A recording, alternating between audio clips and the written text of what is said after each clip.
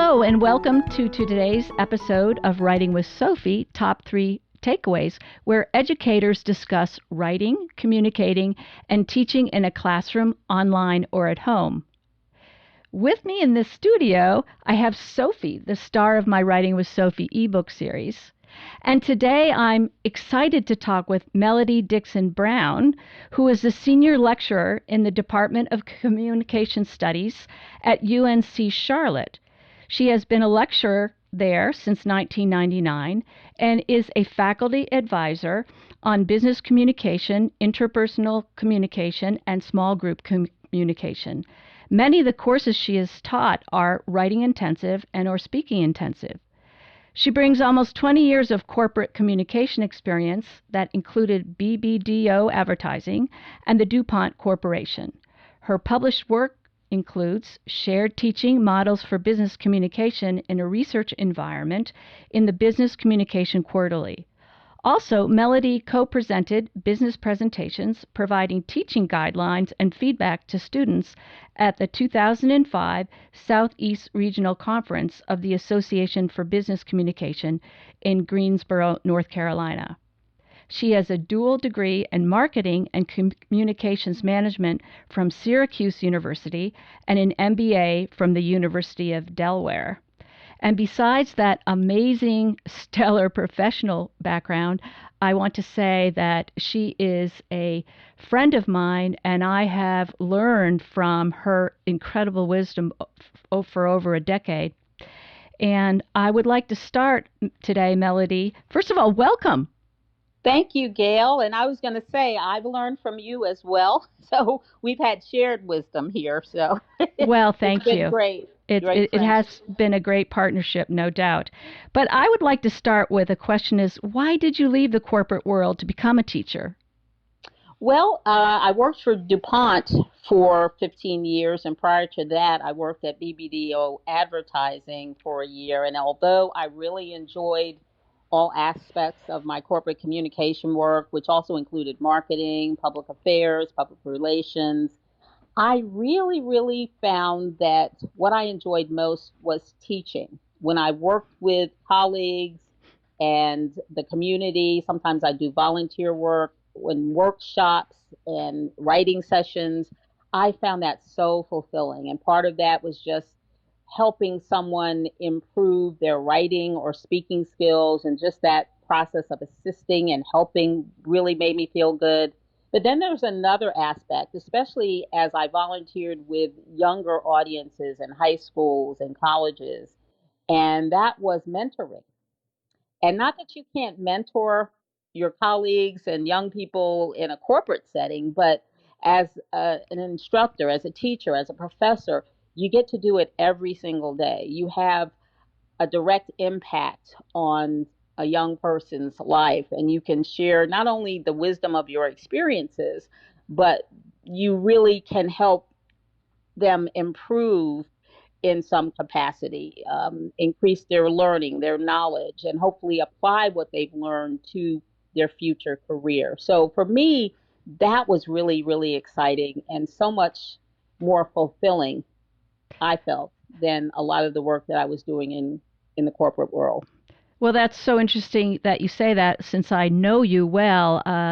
You are a very caring and compassionate person, so it makes sense to me that you were drawn to teaching and the mentoring aspect of it, which really leads me to a question about what do you bring from your corporate experience that informs your teaching? How do you bring the mentoring and the experience from the corporate arena into the classroom?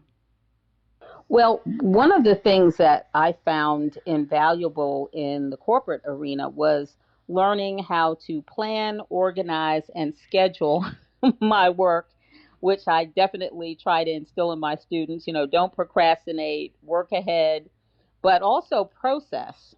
And I use that word over and over in my classes because in business, you have business processes that help you meet supply and demand, and you have operations processes, kind of step-by-step approaches to getting the work done.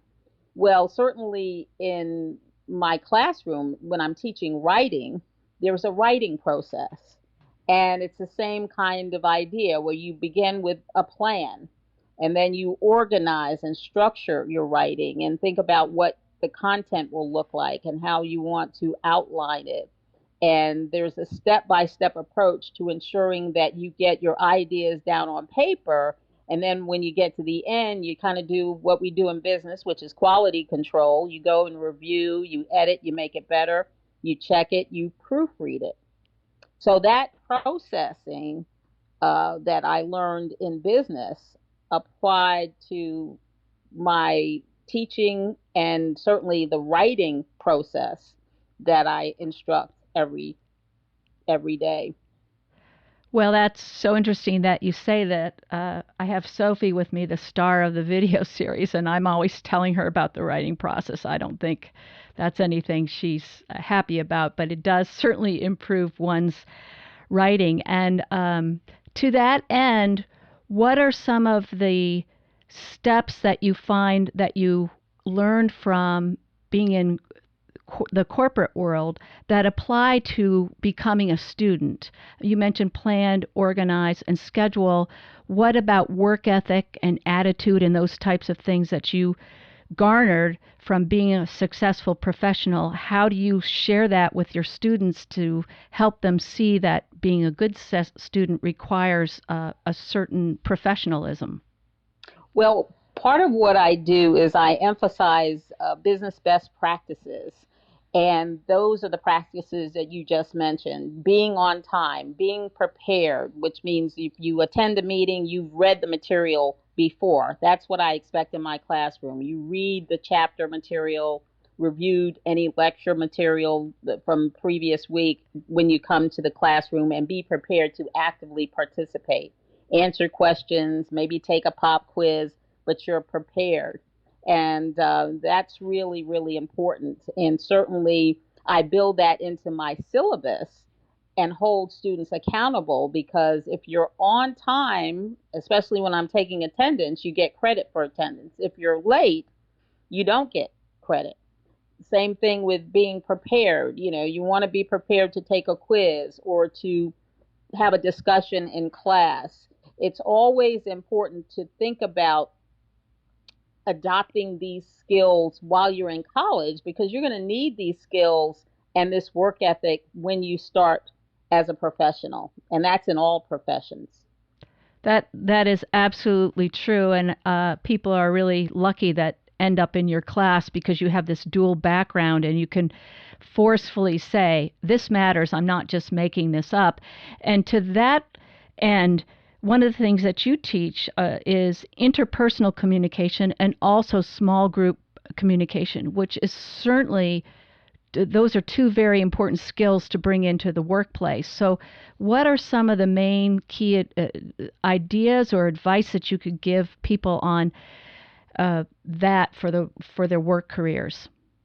Well, here again, the plan, organize, and schedule approach works when you're forming a group. You're using interpersonal communication to share expectations and to kind of set ground rules. And I always tell my students as they work in small groups, try to develop ground rules that share expectations for the project, really define the project clearly, what you expect to get out of the project, also define roles and responsibilities, who's going to do what when, be really task oriented, and also discuss what the consequences are if someone doesn't do his or her work, if someone doesn't meet a deadline.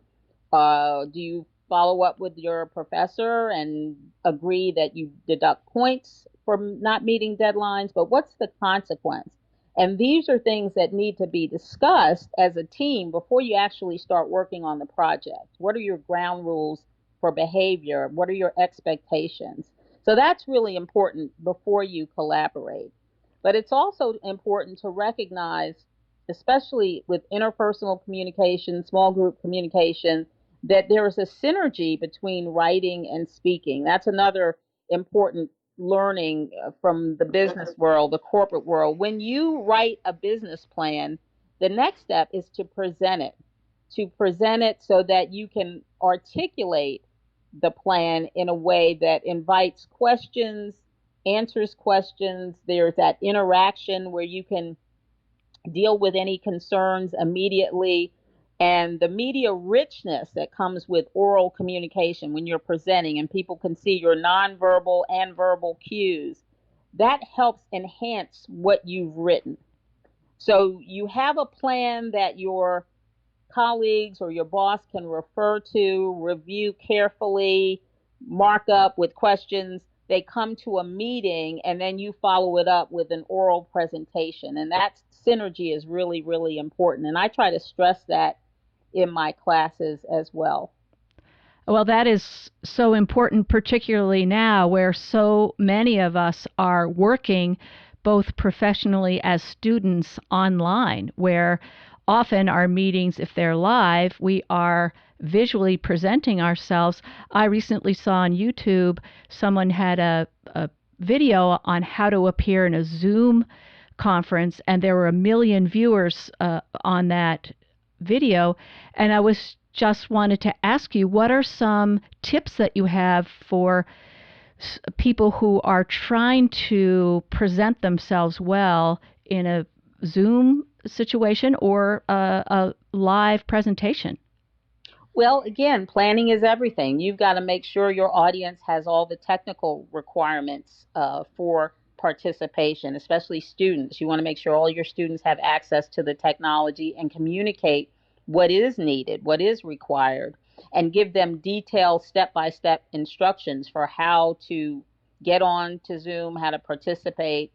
But as you noted, you also have to be prepared with understanding how your background affects how you look in a Zoom presentation, your nonverbal cues and demeanor, your attire, all of that plays a role in a Zoom presentation as well as a face-to-face presentation in a classroom. And then the other thing to consider is how can you make that session interactive?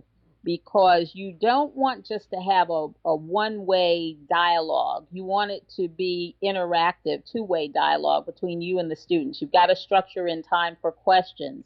And also, depending on how many students you have, how will you answer questions? There's a difference between an interactive session with 10 students where it's pretty easy to go around the table, if you will, and get students to comment or ask questions. When you have 150 in a Zoom session, it's very different. So the structure has to change to meet the size of the audience, the needs of the audience, and most importantly, you have to have a clear plan in terms of the purpose for the session, what you hope to accomplish, what you want to communicate primarily, and how you're going to communicate, whether you add a video or PowerPoint slides. What can you do to enhance that message and connect with that audience, and more importantly, get that audience to interact with you in an engaging way? That's really great advice, and I think that many of us in the education field now are really struggling because many of us have been only on ground professors or teachers, and now all of a sudden we have to figure how to take our content that we've used in a classroom and put it online. And I'd like to go back a minute here to where you began by saying that in corporate you love the mentoring side of it and the advisory side of your work. How do you find yourself able to put the mentoring, the assisting side of what you can do when you're in a classroom and you can stand next to somebody and talk to them? How do you put that feature into an online course?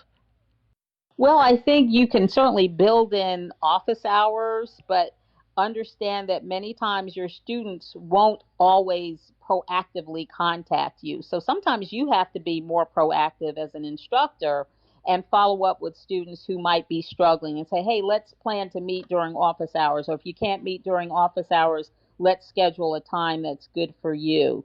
I think it's important as a mentor to reach out to students when you see that they're struggling. They may not want to ask you questions for reasons that I never quite understand, but you do have Right. students who just are kind of afraid to approach you, and you can break the ice, if you will, by proactively contacting them just to check in. Hey, how you're doing? Did you have any questions about that? Do you want to meet? And many times students will take you up on your offer. I had a student that I worked with last semester in my interpersonal communication class, and we set up recurring meetings because she was really struggling with the quizzes and some of the concepts. And I just had a delightful time sitting and talking with her, talking about the material, questions that she had, and giving her tips on how she can improve her study habits and her work ethic and time management for the course. So I think if we're willing to be a bit more proactive, that helps a great deal in the mentoring and the support that students need, especially for an online class. And that gets to, what we talked about, the importance of caring about our students, nurturing our students, because there are actually parallels between teaching, mentoring, and parenting. And I I'm a agree. parent of two, and I know, sometimes I feel like I'm a mother hen with my students in the same way I'm a mother hen with my son. So Well, I we think can't that help ourselves, right? We've had this conversation I offline know, I often. know. But students really respond when they know that you care about them and you want them to succeed in the classroom. Absolutely. And I know that you are go above and beyond in terms of finding a technology to have these kind of small interpersonal one-on-one or small group communications. And can you share with us some of the technologies that you use? Because I know you said to me the other day there's about 4 different technologies you use to have either meet with your family members or students.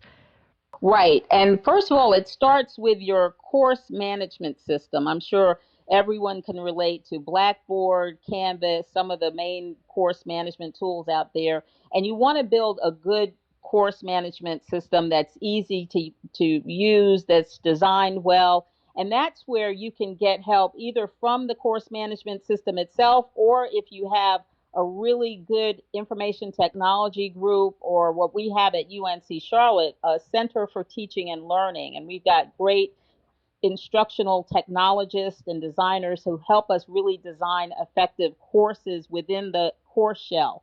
And then on top of that, you can build into that course shell tools like GoToMeeting, WebEx, Zoom, which is quite possible, Skype, which I've used many times before, Google Hangouts or Google Chat.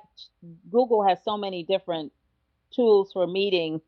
It's not funny, but I think whatever you can do to make all those tools available and accessible to your students, because they may be more comfortable with some than others. And I've gotten into the habit of not necessarily prescribing one tool over another. I'll ask my students, because most of them are pretty savvy, what are you using? And I can adapt to what you're using. We can set up a session if I've never used it before and just try it out. But typically, they're very comfortable with some of the main tools that I've used: Skype, Zoom, WebEx, etc. Right. And have you found that when you didn't know one of the technologies that they used, how did you instruct yourself on how to use them? I do what everybody else does. I go on YouTube, Right. Exactly. or I'll Exactly. go to again, the Center for Teaching and Learning, and get help from my IT group. But typically, I try to learn on my own, and again, have a practice session with the student so that I'm comfortable and the student is comfortable in interacting. But most importantly, I want to make sure that the student is comfortable with the technology. The only technology I don't use is FaceTime. I use that, just for family meetings.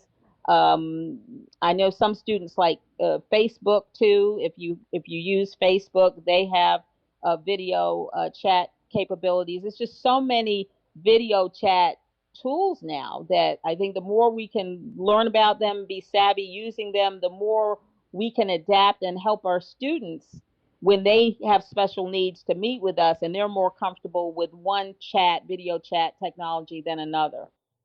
Absolutely. And you're a great adapter. And I would like you to share a little bit. I remember when you were teaching your communication class on ground, and you would always have the days that they were presenting their presentations, their oral presentations. And when you were required to go online, I remember us talking often, how do I do that? How do I move from them coming into the classroom and us sitting there and listening to them to online? And you share a little bit about what you have found to be the best practice if you are a teacher who has to move oral presentation into the online world? Well, if you have to move very quickly, you can do a very simple, have the student do a simple upload of his or her presentation online. And that's the simplest way to do it for the student. It's not the ideal because they don't have an audience to respond to them, but it's quick, it's easy, and in many cases they prefer that because they're not as nervous having not having an audience there. But a better way is to have them meet in small groups of 5 students. Perhaps you set up a Zoom session or again an online session where they learn to present online, where they learn to use the screen share elements and others to do a PowerPoint presentation. And since online presentations are such an important part of businesses and careers Yes. now, they need to know how to do this. Yes. They need to know the do's and don'ts of online presentations. So I would say if you can structure small groups of maybe 5 students where each one presents online, that was probably a great way to help the students understand that they've got to present to an audience and adapt to their audience, but also help you in terms of grouping these students together in a session. Okay, so maybe if you have 25 students, you have 5 sessions, but you group 5 of them together, allow them to present, have the standard rubric where you're grading using the same criteria and critiquing them, and they get to critique each other in some cases. I've had assignments where in addition to me critiquing the students, I have them critique each other and give constructive feedback. So there are a lot of ways you can do it, but as I said, the quick and easy way, if you have to turn on a dime, is just have them upload their presentations into the course management shell. But a better way is to really try to have them present online in front of other students. When you have them, those who aren't able or whatever the circumstances that they just have to upload a presentation into the learning management system, do you require that they have an audio visual with it, or is it just the text, or does it just depend on the situation? It depends on the situation. Typically, if it's a speech where they just present information orally and there's no PowerPoint, that's something they can easily upload. And I've done that with a motivational speech assignment that I had my students do. If they have PowerPoint, then you can still have them present online presentation using Kaltura capture videos where they can, again, do an online presentation where you see the talking head, but you also get screen share and they can present as well. So part of that is not only helping them learn how to use the technology and, of course, how you can use the technology, but just making sure that if it's a presentation that requires visuals, they have that screen share capability. Otherwise, if it's just a regular motivational speech or informational speech, they can do that without visuals and just upload it from their phone. That is so helpful. And I think I'd like to end today if you could just maybe give 3 top takeaways from to all of our educators and other people listening in about writing and communicating and teaching online. Well, I would say again, it goes back to process. We have to remember that in planning our course structure and our assignments, we need to have clear purpose and plan for doing that. And we also have to emphasize the writing process for our students so they know the importance of planning, organizing, outlining, revising, editing, and proofreading their work. I think it's also, as a second takeaway, it's important to remember that synergy between writing and speaking. We've got to remind our students that often what you write will be presented orally. So be prepared to take away key points from what you've written that you can articulate to an audience in an oral presentation. And finally, I'd say as we try to create assignments online, always tie it back to the practical applications of these assignments. How will these students apply what they've learned in their careers, either in terms of content or, again, the fact of online writing and online presenting? These are tools that they're going to be using in the future, and we need to make sure they know how to use them. Well, all I can say is you are definitely a communications professor because you speak brilliantly. And I so enjoyed our conversation. And I want to thank you so much. And so does Sofie, no doubt, for being here today and sharing all your great ideas about writing, communicating, and teaching online. Well, it was great to hang out with you and Sofie today. I really enjoyed it. Well, thanks so much. Melody Dixon Brown. Bye-bye. Bye.